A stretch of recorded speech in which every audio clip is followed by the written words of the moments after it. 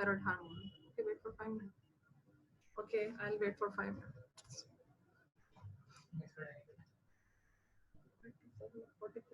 Under production of the thyroid gland. So the thyroid hormones are decreased in our body. So every function is decreased. While in hyper, this is the opposite, in which there is overproduction of the thyroid hormones by the thyroid gland. Okay, and so these thyroid hormones act on each and every cell of the body and causing their functions, and there is a hyperactivity of the each and every function. So what's the difference between the hyperthyroidism and thyrotoxicosis? Mainly difference is one, that is very clear cut, कि hyperthyroidism में you know कि thyroid gland itself जो है वो overactive हो जाता है और वो thyroid hormone production करवा रहा है जो thyroid hormones जाके पूरी body में affect कर रहे हैं. While in thyrotoxicosis, it's a syndrome which results when tissues are exposed to the high levels of the circulating hormones. फिर वो hormones कहीं से भी आ जाएं, for example किसी ने जो है वो iatrogenic thyroid जो है thyroxine ज़्यादा ले ली, ठीक है, तो factitious जिसे हमने कह दिया, या patient का जो है वो over production कहीं और से हो रही है, so this can lead to the thyrotoxicosis. Means कि यहाँ पे ज़रूरी नहीं कि thyroid hormone में itself problem हो, it can be caused from any cause. Okay. So we have classified thyrotoxics into two. So thyrotoxicosis with hyperthyroidism and thyrotoxicosis without hyperthyroidism.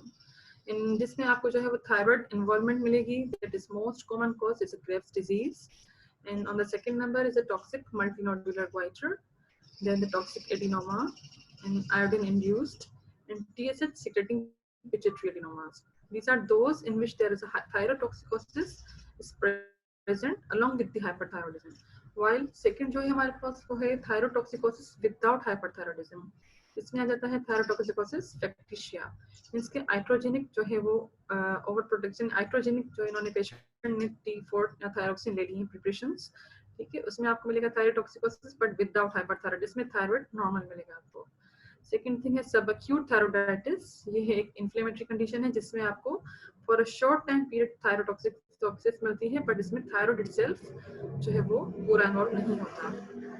Then thyroiditis with the transient thyrotoxicosis, silent postpartum thyroiditis, hashitoxicosis and ectopic thyroid tissues. Okay, these are the thyrotoxicosis without hyperthyroidism. We'll discuss one by one, so you will be clear with it. So Graves' disease, it's very common. Graves' disease is an autoimmune disease which is characterized by the hyperthyroidism due to circulating autoantibodies.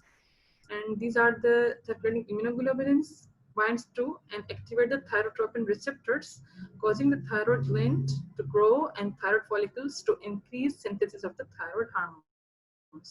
इसमें क्या होगा कि thyroid gland overall जो है पूरा active हो जाएगा.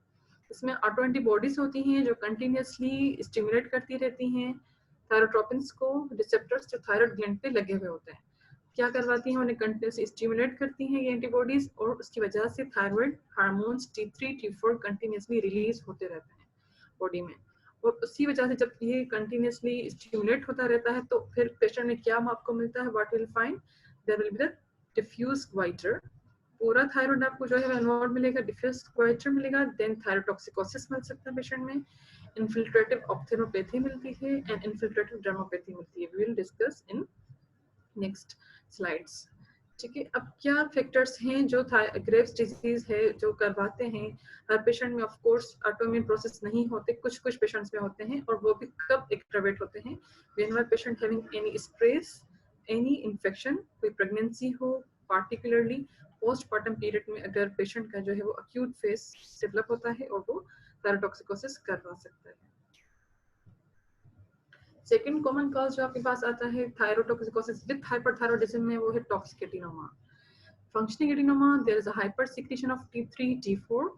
These lesion starts out as a small autonomously functioning nodule that slowly increase in size to produce excessive quantities of the thyroid hormone, which gradually suppresses the endogenous TSH secretion, reduced function of the contralateral lobe of the gland. क्या होता है इसमें कि एक जो है वो आपका नोड्यूल है वो फंक्शनिंग हो जाएगा. पूरा थायराइड है, उसमें से कोई एक नोड्यूल बना, नोड्यूल्स बने हुए हैं, ठीक है, मल्टीनोड्यूलर है, साइलेंट है. बस सडनली एक ऑटोनोमसली जो है वो अपना फंक्शन दिखाना शुरू कर लेगा, और वो एक नोड्यूल इतना फंक्शनिंग होगा कि वो उसमें से T3 T4 बहुत ज्यादा अमाउंट में रिलीज होंगे. और ये जाके क्या करेंगे, TSH को ऊपर से सप्रेस करेंगे। ऑफ कोर्स जब TSH सप्रेस होगा तो ओवरऑल थायराइड पे क्या होगा, सप्रेसिंग इफेक्ट। इसकी एक जो नोड्यूल है वो हाइपर फंक्शनिंग है, बाकी rest of the thyroid gland आपको हाइपर फंक्शनिंग मिलेगा इसमें। तो ये टॉक्सिक नोड्यूल जो है वो थायरोटॉक्सिकोसिस वाली पिक्चर करवाएगा। ठीक है, देन उसके बाद हमारे पास जो कॉमन कहा जाता है वो toxic multinodular goitre. It is usually occurs in the older patients with long-standing euthyroid multinodular goiter. जो patients होते हैं आपके पास multinodular के साथ चल रहे होते हैं, they have no any symptoms, suddenly toxic picture करवा सकते हैं at any time, in patients में ये हो सकती है, from which it emerges slowly. ये slowly जो है patient में पता ही नहीं चला कि euthyroid में से ये टॉक्सिक मल्टीनोड्यूलर में कन्वर्ट हो गए और उन्होंने जो है वो T3 T4 ज्यादा अमाउंट में रिलीज करवाया और जो टॉक्सिक जो सिंपल मल्टीनोड्यूलर गोइटर था वो अब टॉक्सिक मल्टीनोड्यूलर में कन्वर्ट हो जाएगा। This causes the disease to move from the non-toxic to the toxic phase. इसमें आपको क्या मिलेगा, क्लिनिकल फिजिकल एग्जामिनेशन में आपको गोइटर के साथ मैनिफेस्टेशन, मल्टीनोड्यूलर गोइटर के साथ इसके साथ आपको मैनिफेस्टेशंस ऑफ द हाइपरथायरॉइडिज्म मिलेंगी। ये रही आपका टॉक्सिक मल्टीनोड्यूलर गोइटर। अब ये पेशेंट है फॉर सपोज ये सिम्टोमेटिक भी हो सकता है, एसिम्टोमेटिक भी। ये मल्टीनोड्यूलर गोइटर है, ठीक है। इस तरह के पेशेंट आपने देखे होंगे ओपीडीज में, बहुत ज्यादा आप देखते हैं ऐसे patients. May be they are silent, ये साइलेंट चल रहे होंगे, इन्हें कोई सिम्टम्स नहीं होंगे। When we treat them whenever they become symptomatic, इनको तब सिम्टोमेटिक जब होंगे तब ट्रीटमेंट की नीड होती है। Is also the multinodular goitre, toxic multinodular goitres. Okay, other forms कौन सी थायरोटॉक्सिकोसिस की, इसमें आयोडीन इंड्यूस्ड हाइपरथायरॉइडिज्म, जो हमने कल डिस्कस किया था कि हाइपो में आयोडीन ट्रैपिंग होती है, ब्लड से आयोडीन आता है, फिर थायरोग्लोबुलिन फॉर्मेशन, थायरोग्लोबुलिन के साथ फॉर्म होकर ये T3 T4 बनाता है। अब आयोडीन कहाँ पे जो है वो आयोडीन इंड्यूस्ड हाइपरथायरॉइडिज्म कब होता है, when you administer supplemental iodine to subjects with endemic iodine deficiency goiter। क्या होता है, जहाँ पे endemic deficiency आयोडीन पेशेंट्स आपके पास आ गई, हम ऐसे एरिया में, हिली एरियाज में रहते हैं जहाँ पे सबको जो है वो गोइटर है, मोस्ट कॉमन गोइटर है, यहाँ पे आयोडीन डेफिशिएंट है। अब उन्हें जो है वो गोइटर बन गया। अब इन पेशेंट्स में अगर आप आयोडीन ज्यादा अमाउंट में देंगे तो क्या होगा, आयोडीन इंड्यूस्ड हाइपरथायरॉइडिज्म हो जाएगा, क्योंकि गोइटर की ट्रीटमेंट, अब गोइटर वंस डेवलप हो चुका, now there is no any treatment कि अब आप उसे जो है वो अब दें आयोडीन। बिफोर डेवलपमेंट ऑफ अगर गोइटर आप उन्हें आयोडीन देते तो दैट इज इफेक्टिव। तो ये आयोडीन इंड्यूस्ड हाइपरथायरॉइडिज्म कब होगा, जब आपने गोइटर वाले पेशेंट में आयोडीन सप्लीमेंट्स दिए और फिर जो है वो ना hyperthyroidism and then eventually leads to the Graves. ठीक है, और कौन सी चीजें हैं जिसमें आयोडीन आपको मिलता है, अमायोडेरोन। ये वो ड्रग है जो आप कार्डियो में मोस्टली देखते हैं, इमरजेंसीज में यूज होती है। इसकी हाफ लाइफ भी बहुत प्रोलॉन्ग है, अराउंड 6 मंथ टू 1 ईयर। तो इसका जो इफेक्ट चलता है इसमें अबाउट 37% ऑफ आयोडीन होता है। तो इसमें बहुत ख्याल करना होता है कि पेशेंट को अंडरलाइन कोई ऐसी डिजीज तो नहीं है कि अगर हम अमायोडेरोन दे रहे हैं तो वो कहीं ग्रेव्स को वर्स तो नहीं कर रही, वी हैव टू सी। और जो कंट्रास्ट मीडियम होते हैं, आईवी आपने जो है पेशेंट की एंजियोग्राफी की, सीटी कंट्रास्ट दिए, they also contain the iodine content ना, तो उनमें जो है वो आयोडीन जा सकता है और दे करवा सकते हैं हाइड्रोजेनिक आयोडीन इंड्यूस्ड हाइपरथायरॉइडिज्म। इसमें आपको क्या मिलेगा, थायरोटॉक्सिकोसिस वाली पिक्चर along with फ्यूज और मल्टीनोड्यूलर, कोई भी पिक्चर अंडरलाइन मिल सकती है आपको। ठीक है, how to confirm the patient कि इसमें जो है वो आपको आयोडीन इंड्यूस्ड हाइपरथायरॉइडिज्म हुआ है, तो आप जो है वो रेडियोएक्टिव आयोडीन अपटेक इसका करवाएंगे स्कैन, और यूरिनरी आयोडीन एक्सक्रीशन देखेंगे, दैट इज द मोर, ये आपको ज्यादा मिलेगी। ओके, सो अब इन्होंने जो है हमें पता है डिफरेंस यहाँ पे पिक्चर में, that is a toxic multinodular goitre और ये है Graves. This is very clear picture. अब टॉक्सिक में क्या होता है कि ये नोड्यूल्स डिफरेंट साइज के डिफरेंटली प्रेजेंट है, और ग्रेव्स में कंप्लीटली जो है वो साइज आपका इक्वली जो है वो इंक्रीज होता है, इसमें कोई नोड्यूलरिटी आपको नहीं मिल रही। ठीक है, this is a difference. Okay, other form of the thyrotoxicosis, इसमें आपको क्या मिलता है, टीएचएच सीक्रेटिंग पिट्यूटरी एडेनोमा। टीएचएच से ही टीएचएच ज्यादा रिलीज हो रहा है, जो ज्यादा स्टिमुलेट कर रहा है थायराइड ग्लैंड को, और जो है ज्यादा रिलीज प्रोडक्शन कर रहा है थायराइड हार्मोन्स की। This is rear but could be present. इसमें आपको गोइटर के साथ हाइपरथायरॉइडिज्म वाली पिक्चर मिल सकती है। Then the 6th number is a subacute and silent postpartum thyroiditis. यह क्या होता है, इसमें आपको माइल्ड टू सीवियर थायरोटॉक्सिकोसिस मिल सकती है। पेशेंट में क्या हुआ, एक्यूट इलनेस हुई, पोस्टपार्टम पीरियड, डिलीवरी के बाद पेशेंट में सडनली वो पीरियड आया जिसमें acute release of T3 T4 circulation में रिलीज हुए। ठीक है, ये किस तरह आप डिफरेंस कर सकते हैं कि ये जो है वो सबसाइड होंगे इसमें सिम्टम्स,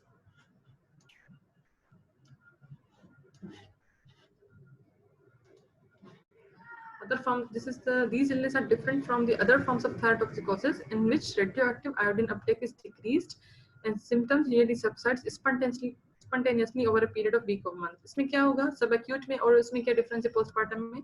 इसमें आप जब scan करवाएंगे, मैं आपको scan in the end दिखाती हूँ, इसमें आप जब scans करवाएंगे तो आपको इसमें नजर आएगा कि intake है ही नहीं इसमें radioactive iodine uptake की, ठीक है, मीन्स कि ये सब acute था और short period के लिए हुआ, ठीक है, because of the postmortem period की वजह से, और स्पॉन्टेनियसली सबसाइड भी हो गया।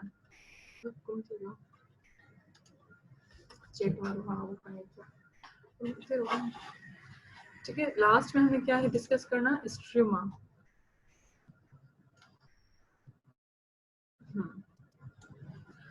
स्ट्रिमा ओवरी, इसमें क्या होता है, that is the ectopic release of the thyroid hormones. जिस तरह ओवरीज में ट्यूमर होता है टेराटोमा, स्ट्रिमा ओवराई, इसमें क्या होगा कि जो है वो पेशेंट में एक्टोपिक हार्मोन्स रिलीज होते हैं and TSH is one of the common इनके इसमें से रिलीज होगा, ठीक है। इसमें आपको ग्वाइटर भी नहीं मिलेगा, आई साइंस भी नहीं मिलेंगी, रेडियोएक्टिव आयोडीन अपटेक भी डिक्रीज मिलेगा, ठीक है, लेकिन आपको जो है वो आप ओवरऑल जब स्कैन करवाएंगे तो आपको बॉडी में आयोडीन कंटेंट, बॉडी में T3 T4 ज्यादा मिलेंगे। सो ये जो है ये भी शॉर्ट पीरियड के लिए करवा सकता है, अंटिल जब आप जो है वो ये ट्यूमर रिमूव करेंगे तो वो इफेक्ट सबसाइड हो जाएंगे।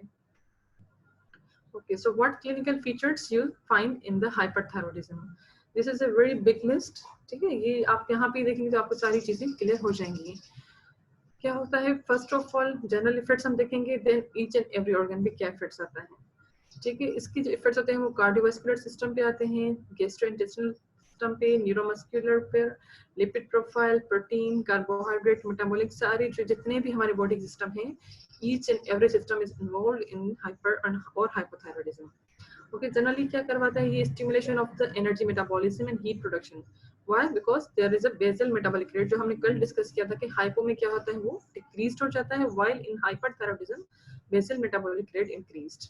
So वो इंक्रीज होगा, पेशेंट क्या होगा, डायरियाज होंगे, एपिटाइट इंक्रीज्ड होगी, हीट इंटॉलरेंस होगा, पेशेंट में जितनी ज्यादा मेटाबॉलिज्म हो रही है उतनी सेल मेटाबॉलिज्म की वजह से ज्यादा स्वेटिंग और ज्यादा जो है वो पेशेंट की ईच एंड एवरी सेल ज्यादा मेटाबोलाइज हो रहा है, तो उसमें एपिटाइट इंक्रीज होगी, हीट इंटॉलरेंस होगी and slightly elevated body temperature. Patient कहेंगे कि मुझे ऑलमोस्ट जो है वो फीवर ज्यादा रहता है, फीवर रहता है, मेरा बॉडी जो है वो वार्म रहती है और स्वेटिंग होगी, ठीक है। इन नर्वस सिस्टम क्या पेशेंट कंप्लेन करेगा, इमोशनल लेबिलिटी, नर्वसनेस, इसमें मोस्टली पेशेंट किस कंप्लेन से आते हैं, इतने नर्वसनेस, इतनी उनमें जो है वो साइकेट्रिक सिम्टम्स डेवलप हो जाते हैं कि पेशेंट कैन नॉट रिकॉग्नाइज कि मुझे क्या प्रॉब्लम हो रहा है, और मोस्ट ऑफ द पेशेंट जो है वो साइकेट्रिस्ट के पास जाते हैं कि मुझे समझ में नहीं आ रहा मेरे साथ क्या फीलिंग्स हो रही हैं, तो they both the conditions mimic with each other, कि अगर हाइपरथायराइड पिक्चर हो या हाइपो हो, पर मोस्टली हाइपर जो है वो साइकेट्रिक इलनेसेस के साथ माइमिक करती हैं।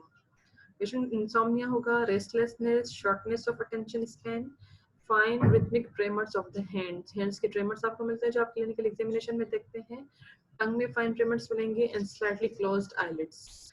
हाइपरकाइनेसिया मींस के जब आप उसके जो है देखेंगे तो उसमें आपको रिजिडिटी मिलेगी, hyperreflexia, increase in the speed of the muscle contraction and relaxation both are increased, ठीक है। नर्वस सिस्टम में आपको ये सारी फीचर्स मिलेंगे। On cardiovascular system, they have thyroid hormones have both positive gonotropic as well as inotropic effects on the heart. उसमें क्या होगा, increased cardiac output, increased heart rate in the hypothyroidism, और उसमें क्या होता है, increased beta adrenergic receptors in the heart and muscle adipose tissue, सब में आपको जो है वो increased receptors भी मिलेंगे। पेशेंट क्या कंप्लेन करेगा, टेकिकार्डियास के साथ आएगा कि मेरे दिल बहुत ज्यादा धड़कता है, वो अपनी हिस्ट्री में क्लियर कट आपको बताते हैं, ठीक है। When you heard their heart sounds are loud and ringing, functional systolic murmur may be heard in different areas of, क्या होगा आप जब देखेंगे तो आपको यूं फील होगा कि मर्मर्स नजर आ रहे हैं, these are the functional murmurs because of the other, there is no any functional, तब कहेंगे कोई अंडरलाइन कॉज नहीं है, कार्डियक स्ट्रक्चरल कोई कॉज नहीं है, बट अदर कॉजेज में जब आ जाते हैं तो उसमें आपको फंक्शनल मर्मर्स कहलाएंगे। तो वो मर्मर इस तरह की फीलिंग होगी कि हार्ट साउंड इतने लाउड एंड हार्श होंगे। कार्डिक रिथमियास मिल सकते हैं जिसमें आपको supraventricular tachycardias, extrasystole, atrial fibrillation most of the time आपको ओल्डर पेशेंट्स में मिलते हैं, ठीक है। एसवीटीज मिलेंगी, वाइडनिंग ऑफ पल्स प्रेशर, और कार्डिक वही बात है कि बीएमआर बढ़ेगा तो कार्डिक आउटपुट बढ़ेगा, हार्ट रेट इंक्रीज हुआ, पेरिफेरल वेस्कुलर रेजिस्टेंस डिक्रीज हुआ, डायस्टोलिक प्रेशर डिक्रीज हुआ, मींस कि पल्स प्रेशर वाइड हो जाएगा। ओके, तो ये सारे फीचर्स आपको कार्डियक में मिलेंगे पेशेंट्स के।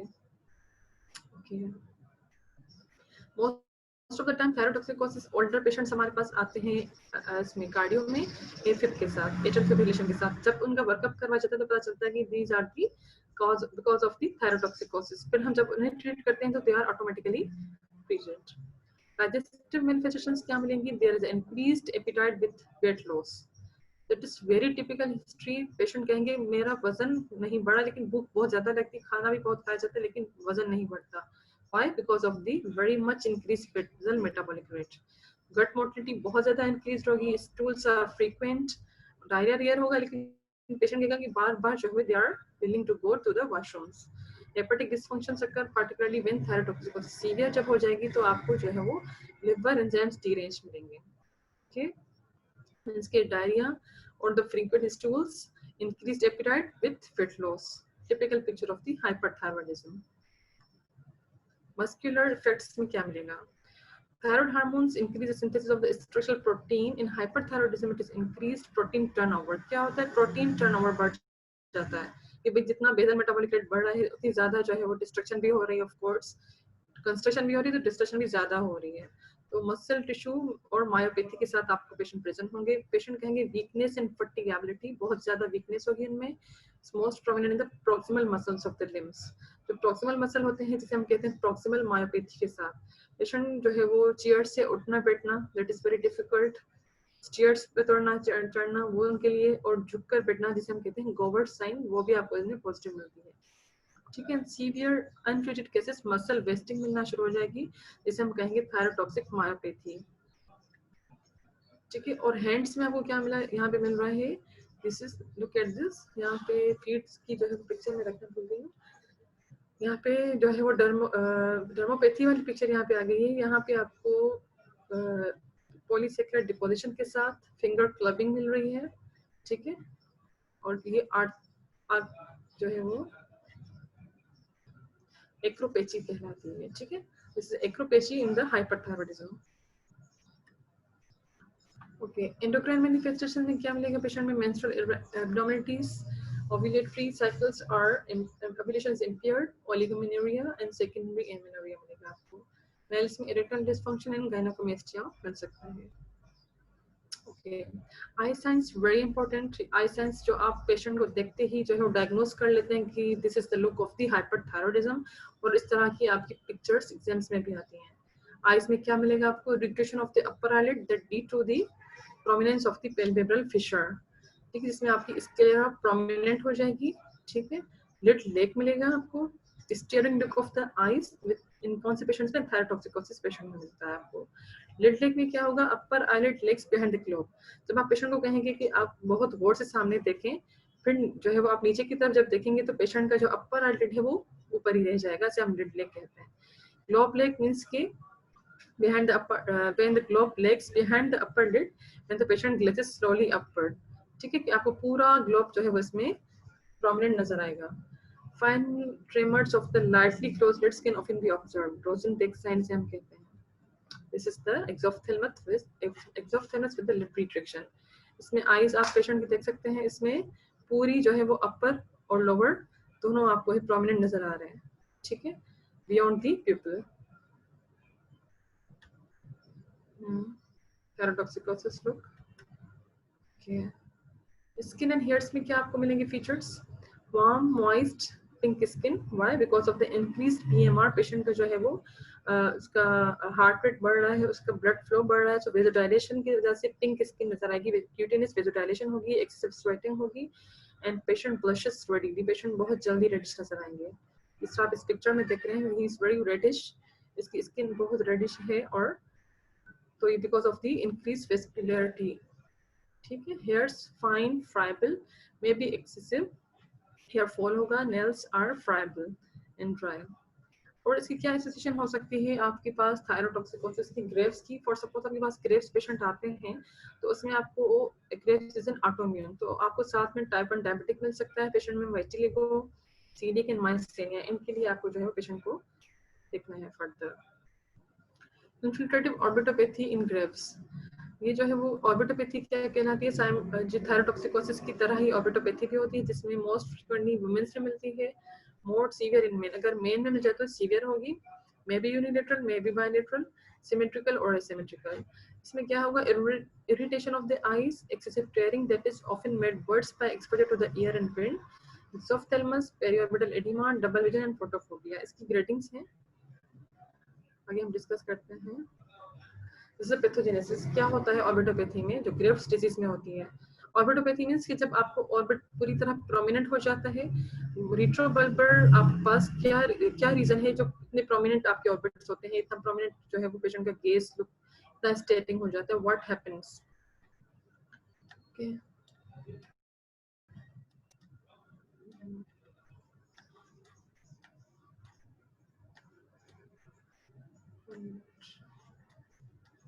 ये ट्राई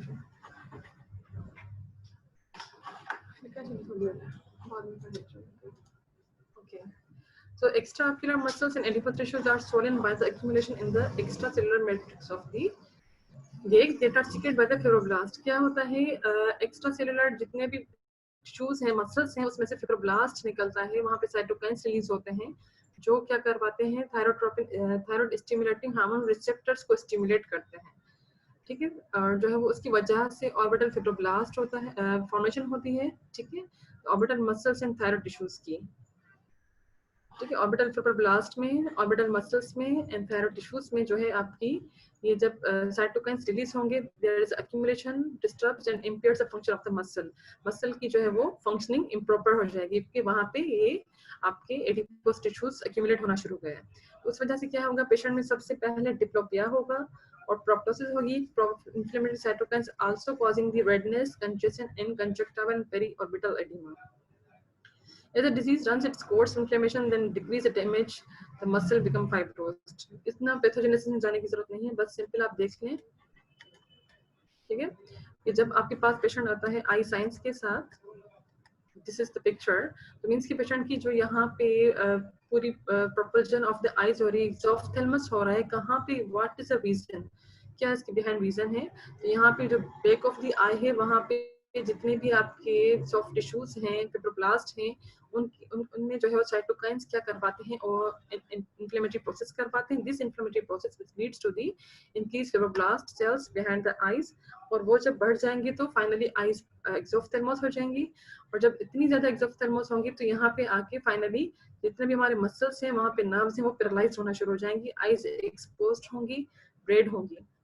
ठीक है, इसकी हमने जो ग्रेडिंग की है उस तरह की है कि that is a Werner's classification of the I changes in the Graves disease. Class 1 में क्या होता है, नो साइन और सिम्टम, पेशेंट की इतनी साइन सिम्टम ज्यादा नहीं होती, आईज इतनी प्रोमिनेंट नहीं होती।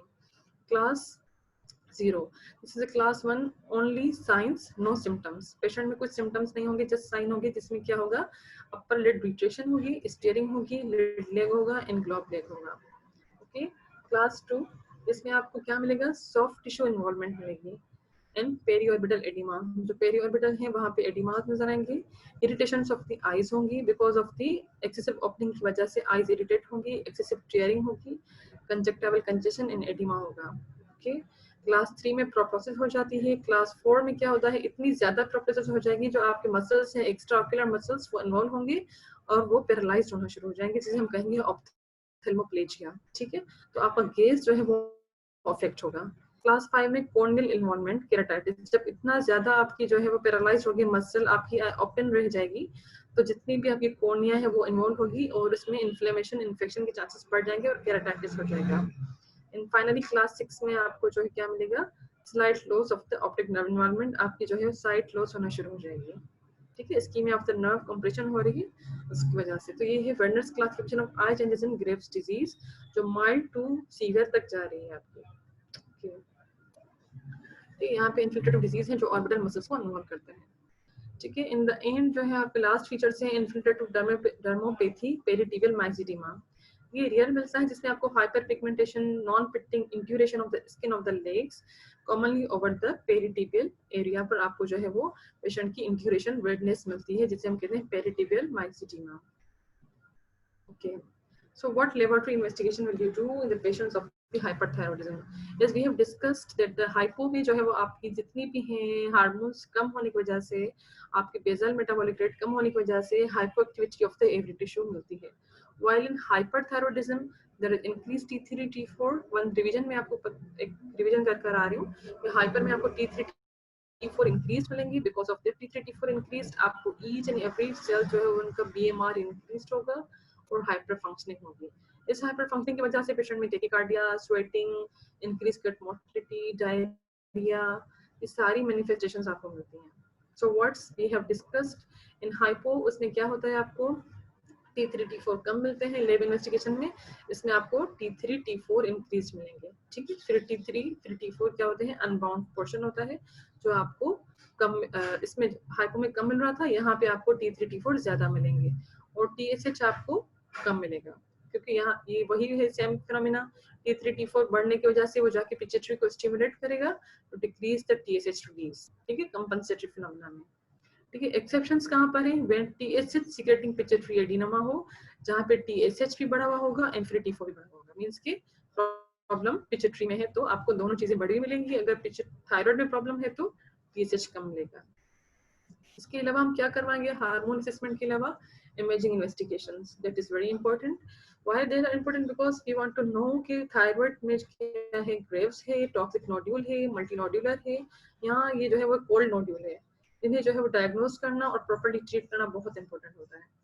ग्रेव्स में क्या मिलेगा आपको, diffuse thyroid hypertrophy, homogenous aspect, hypoechoic. Means कि पूरा जो है वो आप जब अल्ट्रासोनोग्राफी कराएंगे तो आपको ग्रेव्स में डिफ्यूज हाइपरट्रॉफी मिलेगी, कहीं पे भी नोड्यूलरिटी नहीं होगी. वाइल टॉक्सिक एडिनोमा में या टॉक्सिक मल्टीनोड्यूलर में क्या होगा, टॉक्सिक एडिनोमा में आपको वन नोड्यूल इलाज मिलेगा, मल्टीनोड्यूलर में आपको मल्टीनोड्यूलरिटी मिलेगी. ओके, रेडियोएक्टिव आयोडीन अपटेक कब आप कर पाते हैं, ये जब आपने आयोडीन दिया तो इसमें increased values in thyrotoxicosis with hyperthyroidism. It is decreased value in subacute thyroiditis और silent thyroiditis, iodine induced hyperthyroidism. क्या होगा जब आपने रेडियोएक्टिव आयोडीन दिया पेशेंट को और फिर आपने स्कैन में देखा तो अगर थायरोटॉक्सिकोसिस है because of the thyroid itself तो ये अपटेक ज्यादा लेगा. और अगर ये जो है वो सबक्यूट है या पेशेंट का जो है वो आयोडीन इंड्यूस्ड पेशेंट ने आयोडीन खाया है उसके बाद थायरोइडाइटिस हुआ है तो थायराइड में रेडियोएक्टिव आयोडीन अपटेक नहीं जाएगी, वहां पे इंटेक होगा ही नहीं, अपटेक नहीं होगा उसका. ठीक है, इन द एंड हम क्या करवाते हैं, thyroid scintigraphy. That is very important. Scintigraphy करवाना इंपॉर्टेंट क्यों होता है, हमें यही देखना होता है कि इसमें कितनी अपटेक ले रहा है, ये नोड्यूल्स कोल्ड है या हॉट है. What do mean by the cold and hot nodules. Graves में क्या होता है, there is an enlarged gland that is usually rather symmetric with typically very homogeneous. इसमें जब आप सेंटीग्राफी करवाते हैं, दिस इज अ सेंटीग्राफी. ठीक है, आपने ग्रेव्स में करवाया तो आपको पूरे नोड्यूल की एक जैसी जो है वो मिली. यहाँ पे सारी सेंटीग्राफी सेम है, मींस के होमोजेनियस है. यहाँ पे डाई पूरी थायराइड को एक तरह से इन्वॉल्व कर रहा है, डाई हर जगह चला गया. This is a normal thyroid, this is a Graves जिसमें आपको जो है वो डाई इंटेक ज्यादा थी और होमोजेनियसली इंक्रीज थी. ठीक है, this is the toxic adenoma, means के ओनली वन टॉक्सिक नोड्यूल है, बाकी जो थायराइड है वो सप्रेस्ड है. ठीक है, this is the scintigraphy of the toxic adenoma. और ये सेंटीग्राफी है टॉक्सिक मल्टीनोड्यूलर गोइटर की, जिसमें एक नोड्यूल यहाँ, एक यहाँ और एक यहाँ पे, मींस के डिफरेंट नोड्यूल्स आपको डिफरेंट जगह पर इन्वॉल्व नजर आ रहे हैं. ठीक है, तो टॉक्सिक एडिनोमा जो होगा वो हॉट नोड्यूल होगा विद डिक्रीज्ड और absent function of the contralateral lobe. यहाँ पे आपने देखा कि जो है वो कॉन्ट्रालेटरल लोब का फंक्शन डिक्रीज्ड है, लेकिन जो टॉक्सिक एडिनोमा इटसेल्फ है वो हाइपर फंक्शनिंग है. और मल्टीनोड्यूलर में आपको जो है वो फंक्शनिंग जो है पूरे नोड मल्टीपल नोड्स की ज्यादा मिल रही है. ठीक है, दिस इज सेंटीग्राफी जो है हम जरूर करवाते हैं इन पेशेंट्स में जहाँ पे भी हमने हाइपरथायरॉइडिज्म के फीचर्स देखे हैं या जहाँ पे हमने नोड्यूल फील किए हैं. ओके, अदर लेबोरेटरी इन्वेस्टिगेशंस हम क्या करवाएंगे, अदर जो हम कराएंगे उसमें हम देखिए ग्लूकोज लेवल्स करवाएंगे डायबिटीज मेलिटस को रूल आउट करने के लिए. Cholesterol levels can be decreased. और हमने जो है वो ईसीजी करवानी है, उसमें आपको एट्रियल फिब्रिलेशन मिल सकता है, साइनस टैकीकार्डिया मिल सकता है, एसवीटीज, एलवीएच मिल सकता है, क्योंकि इन पेशेंट्स में मोस्टली प्रोलॉन्ग्ड आपको हाइपरटेंशन मिलता है और वो एलवीएच करवा सकता है. Thyroid receptors antibodies they are relatively specific to the grave disease. अगर आप ग्रेव सस्पेक्ट कर रहे हैं, आपके बाकी लैब्स उन्हें फेवर कर रहे हैं, तो you go for the thyroid receptor antibodies. They are useful in patients who present with the unilateral or bilateral exophthalmos without the obvious sign or laboratory manifestations of the Graves' disease, and that is usual indicator of the degree of disease activity. ये आपको disease activity के बारे में भी बताते हैं. Thyroid peroxidase antibodies, thyroglobulin antibodies, they are usually present in both Graves and Hashimoto's. जो हमने कल डिस्कस किया था कि पहले जो है पेशेंट में हाइपर एंड देन हाइपो वाली पिक्चर आती है, उनमें आपको thyroid peroxidase antibodies and thyroglobulin antibodies मिलती हैं. ठीक है. Then ultrasonography, CT, MRI, scan of the orbits. Orbits की कब हम करवाते हैं सीटी स्कैन या एमआरआई? जब पेशेंट में आप सस्पेक्ट कर रहे हैं कि इनमें ऑर्बिटोपैथी हो चुकी है and now we have to go for an intervention कि हमें कोई नर्व पैरालाइज्ड हो गई है या ऑप्थेल्मोप्लेजिया हो गया है, तो कोई अदर कोई और ट्रीटमेंट हमें देनी है इसके लिए, तब हम सीटी एमआरआई की तरफ चलेंगे. What complications a thyroid patient can develop? That is very important to know. Thyrotoxicosis, thyroid storm करवा सकते हैं. कौन से पेशेंट्स पे? जहां पे पेशेंट ने ट्रीटमेंट नहीं लिया. Acute exacerbation of all of the symptoms and sign of the thyrotoxicosis, and this is a life threatening. जितने भी फीचर्स हमने पीछे पढ़े थे पेशेंट में, कार्डियक और जीआई और सीएनएस, जितने भी फीचर्स है सारे जो है वो एक्सेजरेटेड हो जाए पेशेंट के features. Fever, high grade fever होना शुरू हो जाए, 41 डिग्री सेंटीग्रेड जा गया 106 फ़ारेनहाइट तक. Cardiac arrhythmias, heart failure, diarrhoea, vomiting, mark agitation, delirium and coma. Coma में पेशेंट चले जाते हैं थायराइड क्राइसिस में, थायराइड स्टॉर्म में, फिर जो है वो इन्हें आईवी ट्रीटमेंट नीड पड़ती है. दिस इज वेरी, इसकी मोर्टेलिटी रेट बहुत ज्यादा हाई होता है. ठीक है. Thyrotoxic cardiac involvement, cardio thyrosis, cardiac arrhythmias हो जाएंगे, पेशेंट एफएफ में चले जाएंगे, heart failure and myocardial ischaemia means के एमआई के साथ प्रेजेंट हो सकते हैं. Thyrotoxicosis, thyrotoxic myopathy, thyrotoxic osteoporosis, patient में इतनी ज्यादा जो है वो थायराइड हार्मोन रिलीज हुए, इतनी ज्यादा ओवर प्रोडक्शन हुई उनकी, उन्होंने बीएमआर इतना इंक्रीज किया और रिजॉर्प्शन ऑफ द बोन्स हुई, पेशेंट ऑस्टियोपोरोसिस में चले गए. डायबिटीज मेलाइटिस करवा सकते हैं. थायरोटॉक्सिकोसिस, हेपाटोपैथी, इसके हेपाटिक इन्वॉल्वमेंट हो गई और आपको सीवियरली इन्वॉल्वमेंट होगी, jaundice, hepatomegaly and deranged liver enzymes के साथ पेशेंट प्रेजेंट होगा. Okay, so what's the treatment of the hyperthyroidism? Although its autoimmune mechanisms are responsible for the syndromes of the Graves' disease, management has been largely directed in controlling the hyperthyroidism. क्या होता है? Graves भी अगर है तो वो autoimmune process है, but उसका main जो है वो है क्या, वो क्या करवा रहा है? Hyperthyroidism. So we have to treat the hyperthyroidism, हमें उसे जो है treat करना है. So सबसे पहले medical treatment और then surgical and then radioactive iodine therapy. What medical treatment you give to patient? Anti-thyroid drugs में क्या क्या देंगे आप? तो आपको पता है इसमें आपने देना है क्या? थायरामाइड क्लास, जिसमें आपके इमिडाजोल्स हैं, थायोरेसल्स हैं. जो कल मैंने आपको डिस्कस किया था, एंटी थायराइड ड्रग्स तो पेशेंट आइट्रोजेनिक लेते हैं और वो हाइपोथायराइडिज्म करवाते हैं. ये वही ड्रग्स हैं जो प्रोपाथायोरेसल है और एक कार्बिमाजोल है जो हम यहाँ पे देते हैं. ठीक है. कार्बिमाजोल और प्रोपाथायोरेसल दोनों जो है वो कहाँ पे इंडिकेटेड हैं. इनिशियली कितना डोज देना होता है इनमें जो है वो पहले आप हाई डोज से स्टार्ट करते हैं, फिर जो है आप लो डोज की तरफ ले जाएंगे, देन मेंटेनेंस पे रखेंगे पेशेंट को. क्या साइड इफेक्ट्स हो सकते हैं इसमें? रेश, एक गिनोसाइटोसिस हो सकता है इस पेशेंट में अगर जो पेशेंट कार्बिमाजोल ले रहे हैं. ठीक है. इसमें न्यूट्रोफिल काउंट कम होगा, पेशेंट फीवर्स के साथ प्रेजेंट हो सकते हैं. ठीक. और प्रोपाइल थायोरेसल की क्या इंडिकेशन है? वैसे मोस्ट ऑफ द टाइम ये हम नहीं देते. कब देते हैं? Whenever there is a first trimester of the pregnancy, क्योंकि पेथिमाजोल जो है वो टेराटोजेनिक है फर्स्ट ट्राइमेस्टर में, so we have to avoid it. And propylthiouracil जो कम टेराटोजेनिक है वो आप देंगे प्रेगनेंसी में पेशेंट को.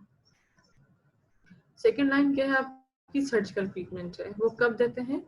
एवरी पेशेंट को आप सर्जरी नहीं एडवाइस करते when there is a post drug relapse of the Graves, means के ट्रीटमेंट के बाद पेशेंट को रिलैप्सेस होना शुरू हो गए तो आप जो है सर्जरी कर सकते हैं. वेरी लार्ज कंप्रेसिव ग्लैंड और मल्टीनोड्यूलर ग्वाइटर. पेशेंट आता है लार्ज ग्वाइटर के साथ कि इतनी ज्यादा लार्ज है कि मुझे खाने में तकलीफ होती है, कंप्रेसिव सिम्टम्स हो रहे हैं, मुझे सांस लेने में तकलीफ होती है, मैं सोता हूँ तो बहुत सांस होती है मुझे. तो ये सिम्टम पेशेंट आपके पास प्रेजेंट करता है, मल्टीनोड्यूलर हो या ज्यादा लार्ज हो, तब आप जो है वो सर्जिकल इंटरवेंशन करेंगे. Toxic adenoma in youth, means कि यंग पेशेंट है और टॉक्सिक एडिनोमा के साथ आते हैं, तो you can't keep this adenoma कि आप जो है वो इसे लाइफ लॉन्ग लेकर चलें. पेशेंट यंग है, you have to remove that adenoma. ठीक है. And then patient who are allergic और non compliant with the anti thyroid drugs. Patient जो है वो एंटी थायराइड ड्रग्स ना ले सकते हैं ना, और वो एलर्जिक हैं, तो उन कंडीशंस में आपने थायराइडक्टमी करनी है. अब कौन सी ट्रीटमेंट आपको एडवाइस करनी है थायराइडक्टमी में? ओके, सब टोटल और टोटल थायरॉइडेक्टमी, ठीक है। सब टोटल और टोटल में क्या डिफरेंस होता है? अब थायरॉइड ग्लैंड है, आपको पता है कि इसके 2 लोब्स हैं, 1 इस्थिमस है, ठीक है। इसके पीछे 4 आपके जो है वो पैराथायरॉइड ग्लैंड से अटैच होते हैं। हमारे अनफॉर्चुनेटली इसमें टॉपिक नहीं है पैराथायरॉइड का, that is very important. Thyroid के पीछे आपके स्मॉल 4 पैराथायरॉइड ग्लैंड्स होते हैं।